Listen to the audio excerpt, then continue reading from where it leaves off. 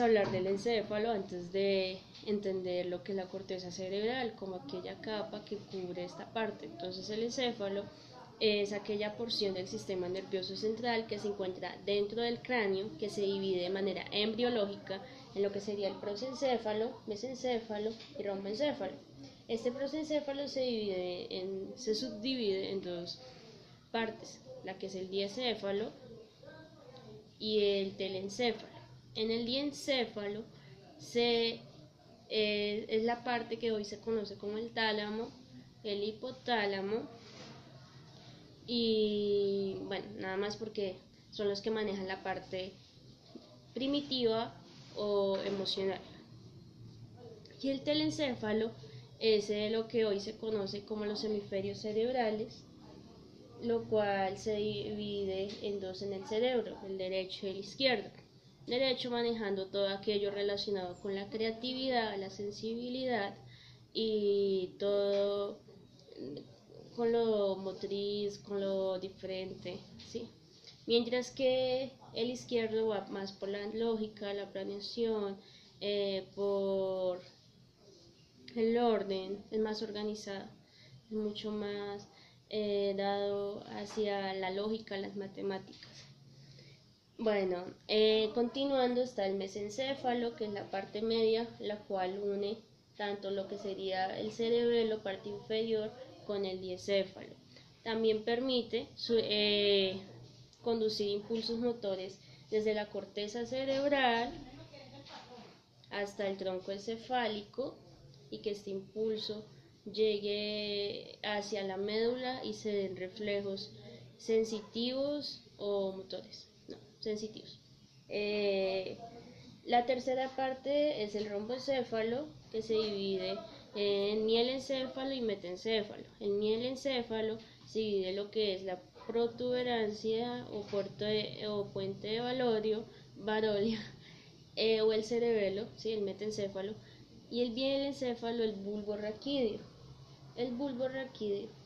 Todo esto lo que es el mielencéfalo y el metencéfalo es lo que se constituye como el tallo cerebral, lo cual tiene dos funciones importantes. Una de esas es el que lleva el latido cardíaco y la otra los reflejos involuntarios como vomitar o tener hipo. Digamos, es muy importante, ante todo por el latido cardíaco. Bueno, también está el cerebelo, que el cerebelo tiene en su centro materia blanca, que se imparte la materia gris como el árbol de la vida. Sí, esto lo que permite es que mediante, permite que haya conducción de las neuronas motoras de funciones motrices. Sí, digamos, la conducción de neuronas que se imparten hacia el cerebro de funciones motrices finas, a eso quiero referirme. Y la última parte que es el cerebro, que se encuentra acá, es la que también tiene una división dada en 4 lóbulos, como podemos ver aquí más adelante, las cuales nos hace diferentes a otros seres o primates por razones de que allí manejamos, además de nuestras funciones motoras primarias, se da una interpretación, asimilación de ellas y también una comprensión del lenguaje. Digamos, es lo que nos permite el aprendizaje. Y pues allí estaría el lóbulo frontal, el lóbulo temporal, el parietal y el occipital. El occipital ya, estos lóbulos se explicarán más adelante. Digamos, todo lo que nos hace diferentes a otros, y la corteza es la que contiene la mayor parte de materia gris o racionalidad.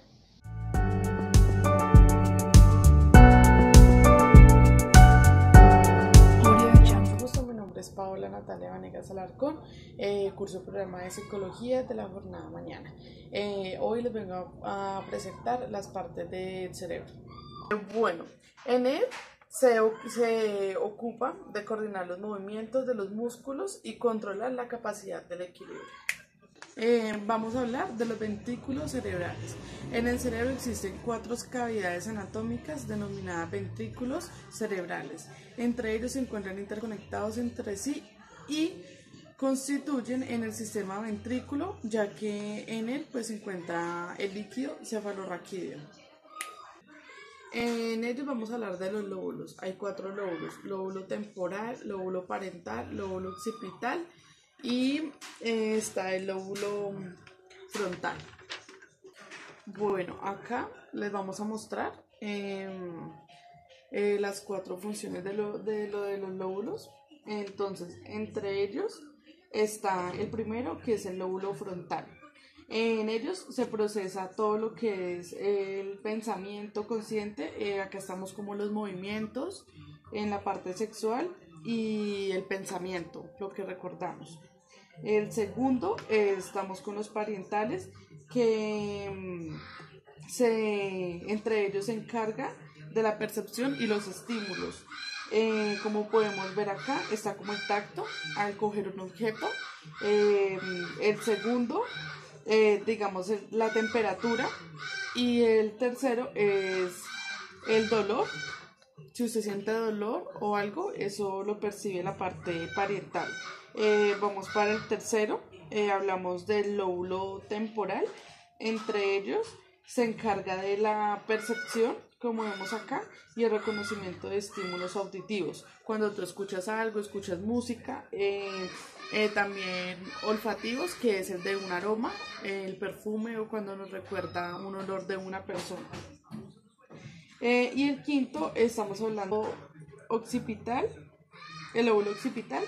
En ese lóbulo se relaciona con los estímulos visuales, todo lo que nosotros vemos.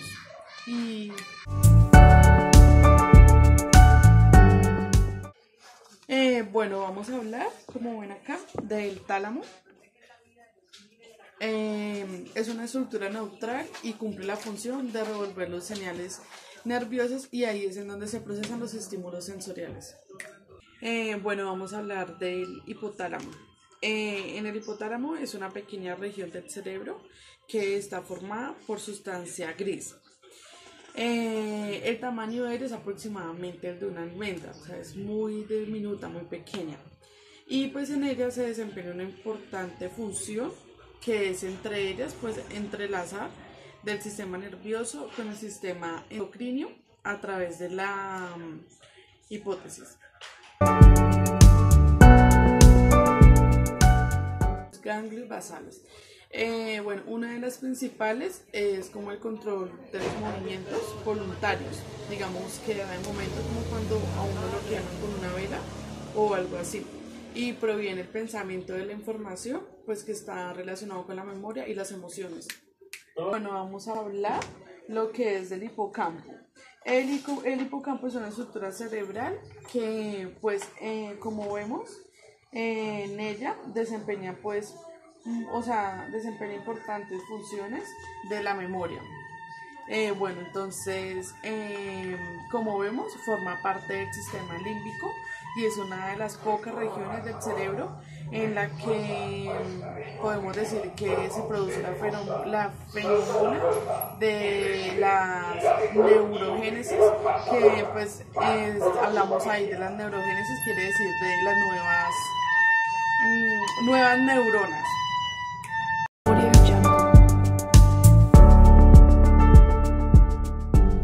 Encontramos otras partes importantes del cerebro, como es el cuerpo calloso. El cuerpo calloso es una importante estructura del cerebro que está formada por fibras. Esta actúa como vía de comunicación entre el hemisferio derecho y el hemisferio izquierdo. Tiene como fin que estas dos funcionen de forma complementaria y conjunta. Bueno, también encontramos la cápsula interna. Es un grueso conjunto de fibras nerviosas, tanto ascendente como descendente. Esta trata de comunicar a la corteza con las regiones inferiores del sistema nervioso central. Encontramos que estas fibras tienen diversos orígenes, pero también comunican información de forma motora o sensitiva. Encontramos el bulbo raquídeo, es el más bajo de los 3 segmentos del tronco del encéfalo. Está situado en el tronco encefálico en la parte de arriba y de la médula espinal en la parte de abajo. Esta tiene como función que se transmitan impulsos a la médula, de la médula al encéfalo. También tiene como función controlar el ritmo cardíaco, la respiración. Encontramos otras fisuras o surcos importantes del cerebro. Encontramos la fisura longitudinal medial, que es aquella que separa los hemisferios cerebrales del lado derecho y del lado izquierdo. Encontramos la fisura de Rolando, que está ubicada en este punto, es aquella que separa los lóbulos parietales y el frontal. La fisura de Silvio, como está aquí, es aquella que separa el lóbulo parietal y también el temporal. También el surco parieto-occipital, que lo encontramos en este punto del cerebro, que se encarga de separar el lóbulo parietal y el occipital. Por eso mismo está su nombre en esa forma. Encontramos el surco calcarino, que es aquel que se ubica en los lóbulos occipitales y divide en dos la corteza visual. La importancia del cerebro. ¿Por qué? Porque es aquel que evalúa los datos que nosotros recogemos de todas las informaciones que vemos.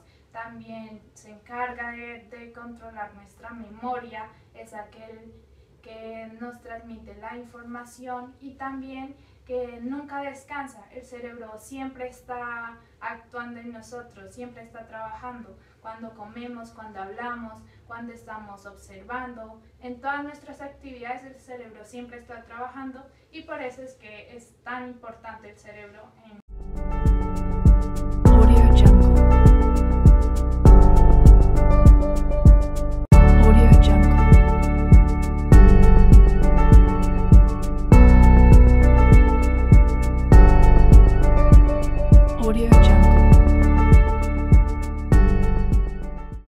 Mi nombre es Karen Tatiana Angarita, pertenezco al programa de Psicología de la Universidad Uniminuto.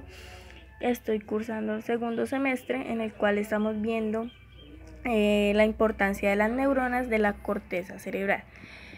Empezaré diciendo qué es una neurona. Es una célula componente principal del sistema nervioso, cuya función principal es recibir, procesar y transmitir información a través de señales químicas y eléctricas. Las neuronas están especializadas en la recepción de estímulos y conducción de impulsos nerviosos, entre ellas mediante conexiones llamadas sinapsis o con otro tipo de células como por ejemplo las fibras musculares de la placa motora. Asimismo, la corteza cerebral está clasificada generalmente en 5 tipos básicos. Células piramidales, las cuales se identifican por su forma triangular, compuesta por dendritas aplicables orientada a la zona cortical y subdendritas basales ramificadas que salen de la base del cuerpo distribuyéndose horizontalmente. Están cubiertas de espinas dendríticas que son protociones citoplasmáticos. Las pequeñas se conectan con las zonas corticales y las adultas con la médula espinal. Al igual vemos las células estrelladas y fusiformes, que se identifican en todas las capas corticales. Sus axones son cortos y son diversas sus formas. No abandonan la corteza ni la sustancia gris e influyen y conectan con las piramidales, se distribuyen horizontalmente. Las células horizontales de Cajal se localizan en la parte superior de la corteza, son de cuerpo fusiforme, poseen dendritas que se extienden a corta distancia. Las células de Martinotti poseen forma multipolar con un campo dendrítica restringido y un axón poco ramificado. Su función es excitatoria sobre las dendritas aplicables de las células piramidales y las cajales que mencionamos anteriormente. Asimismo, vemos la importancia de las neuronas. Por lo tanto, nos hacemos la pregunta de ¿para qué sirven las neuronas en el ser humano? Por lo tanto, vemos la importancia de las neuronas que poseen en el sistema nervioso. Por lo tanto, nos hacemos la pregunta de ¿para qué sirven las neuronas en el ser humano? Asimismo, observamos que las neuronas tienen la capacidad de poder comunicarse con precisión, rapidez y a larga distancia con otras células. Estas pueden ser nerviosas, musculares o glandulares. Todo esto sucede a través de señales eléctricas denominadas impulsos nerviosos. Existen neuronas en el hombre que tienen motora. Son las encargadas de producir la contracción de la musculatura. Las sensoriales, estas reciben información del exterior a través de los sentidos como la vista, el tacto, el gusto y las trasladan al sistema nervioso central. Las interneuronas son las encargadas de conectar dos distintas neuronas y además son las responsables de la función de percepción, aprendizaje, recuerdos, decisión y control de conductas complejas.